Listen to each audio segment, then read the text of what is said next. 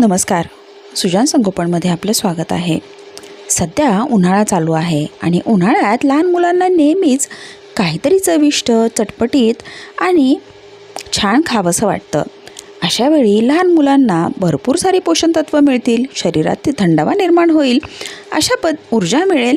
अशा पद्धतीचं छान नाचणी मिल्कशेक तयार करून दिलं तर मुलं हा पदार्थ आवडीने पोटभर खातील आणि एकवेळीचं जेवण म्हणून बाळाला त्यातून आवश्यक ती पोषण तत्वही मिळतील.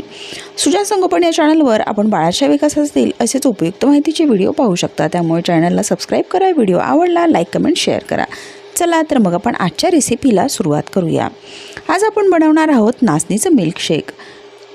हे दिसायला अगदी चॉकलेट शेकसारखं दिसतं, चवही त्याची त्याच पद्धतीची लागते. त्यामुळे बाळाला हे खूप आवडतं. तर हे बनवण्यासाठी मी पॅनमध्ये पाणी ठेवून त्यामध्ये गूळ घालून घेतला आहे आणि आता मी ते उकळून घेणार आहे. या ठिकाणी मी हे मिश्रण पाण्यामध्ये मिसळून घेते आहे.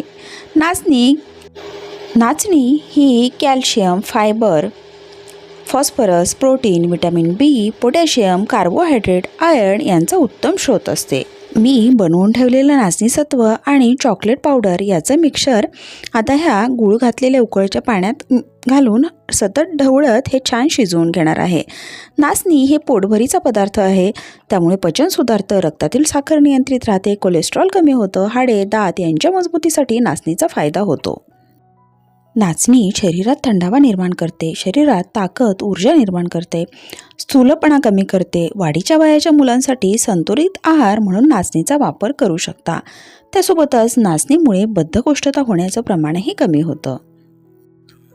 हे मिश्रण मी एकसारखं ढवळत शिजवून घेणार आहे. 3 ते 4 मिनिटात हे छान शिजलं जातं आणि याला अगदी खमंग असा वास येत आहे. त्यासोबतच नाचणी, चॉकलेट पावडर, गूळ याची भरपूर सारी पोषण तत्वही यामध्ये आलेली आहेत. नाचणी सत्व घरच्या घरी कसं तयार करावं याबद्दलचाही व्हिडिओ आपण सुजान संगोपन या चॅनलवर अपलोड केलेला आहे. चॅनलला भेट देऊन तुम्ही हा व्हिडिओ सविस्तररित्या पाहू शकता. एकसारखं हे मिश्रण शिजलेलं आहे.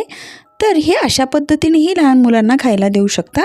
खिरीच्या स्वरूपामध्ये लहान मुलांना हे खायला खूप आवडतं.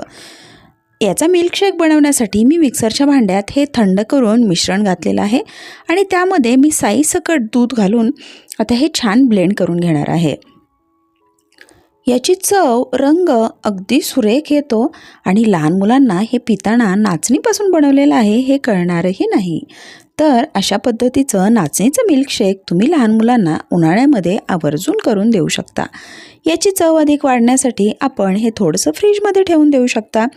डेकोरेशनसाठी आपण यामध्ये ड्रायफ्रूट घालू शकता, जेणेकरून त्याची चव आणि पौष्टिकता अधिक वाढेल.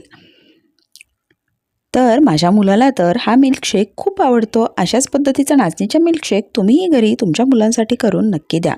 उन्हाळ्यात बाळाची कशा पद्धतीने काळजी घ्यावी याबद्दलचे आणखीनही सविस्तर व्हिडिओ आपण चॅनलवरती अपलोड केलेले आहेत.